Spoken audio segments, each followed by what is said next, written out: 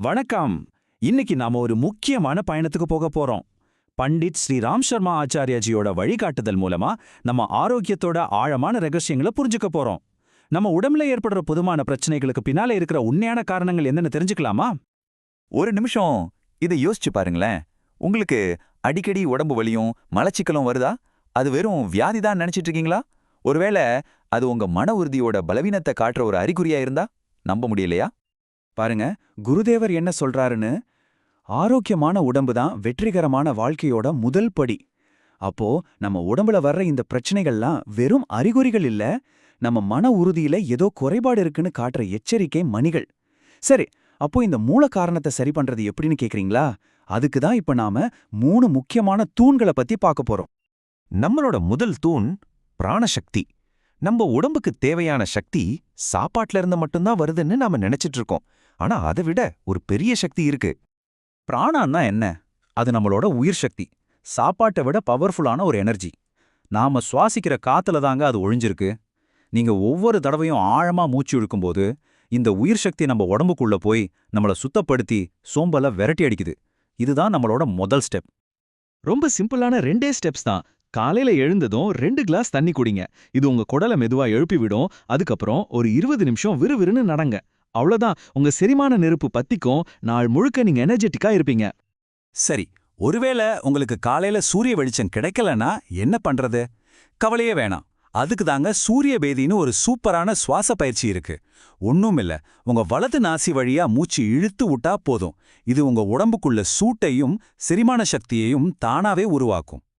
இதுக்கு நீங்க வெளியில எங்கேயும் போக தேவையில்ல. உங்க வீட்டு ஜன்னல் பக்கத்துல நின்னு அந்த காத்த நல்ல ஆழமா உள்ள இழுத்தாலே போதும். உங்க உடம்புல இருக்கிற ஒவ்வொரு செல்லுக்கும் அந்த பிராண சக்தி போய் சேரும். நீங்க எங்க இருந்தாலும் சரி, கவனமா மூச்சு விட்டா மட்டும் போதும். அடுத்ததா நம்ம 2வது தூணுக்கு போலாம். அதாவது நம்மளோட உணவு. நாம சாப்பிடுற சாப்பாடு எப்படி நம்ம ஆரோக்கியத்தை உருவாக்குது இல்லனா கெடுக்குதுன்னு பார்க்கலாமா? இங்க ஒரு முக்கியமான ரகசியத்தை நீங்க புரிஞ்சுக்கணும். மலச்சிக்கலுக்கு காரணம் வெறும் நார்ச்சத்து குறைபாடு மட்டும் இல்ல. உண்மையான காரணம் நம்ம குடல்ல ஏற்படுற வறட்சி. இதை நாம சரியா புரிஞ்சுக்கிட்டா பிரச்சனைய வேரோட புடுங்கிடலாம். சும்மா ஃபைபர் சேர்க்கறத விட உள்ளுக்குள்ள ஈரப்பதத்தை உருவாக்குறது தான் ரொம்ப முக்கியம். நீங்க செய்ய வேண்டிய ரொம்ப பவர்ஃபுல்லான மாற்றம் இதுதான்.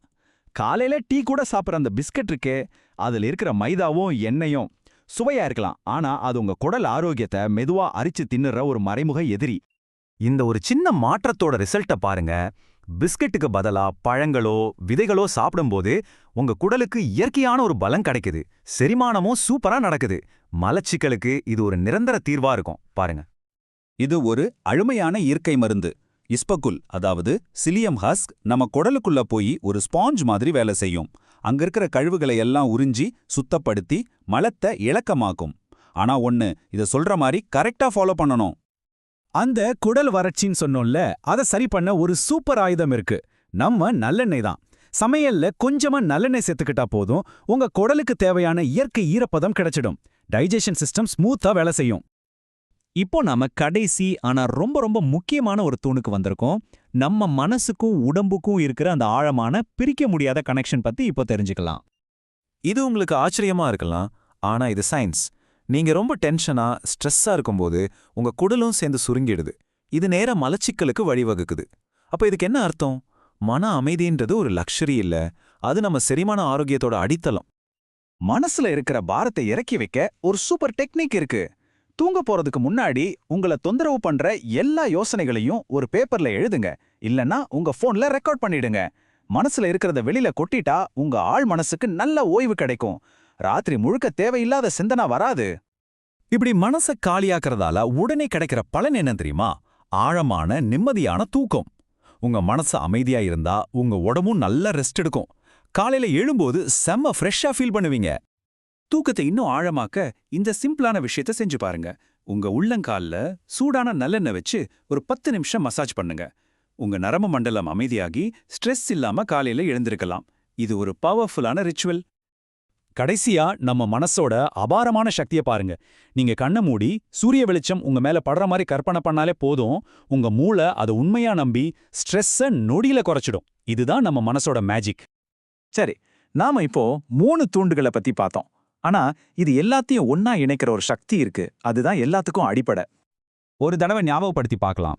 முதல் தூணு நம்ம உயிர் சக்தியான பிராணன், 2வது சரியான உணவு, 3வது அமைதியான மனசு. இது 3ம் தான் ஆரோக்கியமான வாழ்க்கையோட ஃபவுண்டேஷன். ஆனா இங்க ஒரு முக்கியமான விஷயத்த நீங்க புரிஞ்சுக்கணும். இதெல்லாம் தெரிஞ்சு வைக்கிறது அறிவு. ஆனா அந்த அறிவை செயலுக்கு கொண்டு வர ஒரு சக்தி வேணும் இல்லையா? நமக்குள்ளேந்து வர்ற அந்த அசைக்க முடியாத உறுதிக்கு பேர் தான் சங்கல்ப சக்தி. ஒன்னு மட்டும் ஞாபகத்துல வச்சுக்கோங்க, இது ஒரே ராத்திரியில நடக்கிற மேஜிக் இல்ல. இது உங்க உறுதியால, உங்க சங்கல்ப சக்தியால தொடர்ந்து செய்ய வேண்டிய ஒரு பயிற்சி. ஏன்னா ஆரோக்கியம்ங்கிறது ஒரு டார்கெட் இல்ல, அது ஒரு பயணம். இந்த அருமையான மேற்கோளோடு முடிக்கலாம். சங்கல்பத்தோட நெருப்பு வெளியில இருக்கிற குறைகளை உள்ளுக்குள்ள இருக்கிற திருப்தியால நிரப்பும். உங்க ஆரோக்கியத்தோட சாவி உங்க கையில தான் இருக்கு. இன்னிக்கே ஒரு புது உறுதியோட அந்த பயணத்தை தொடங்குங்க. நன்றி.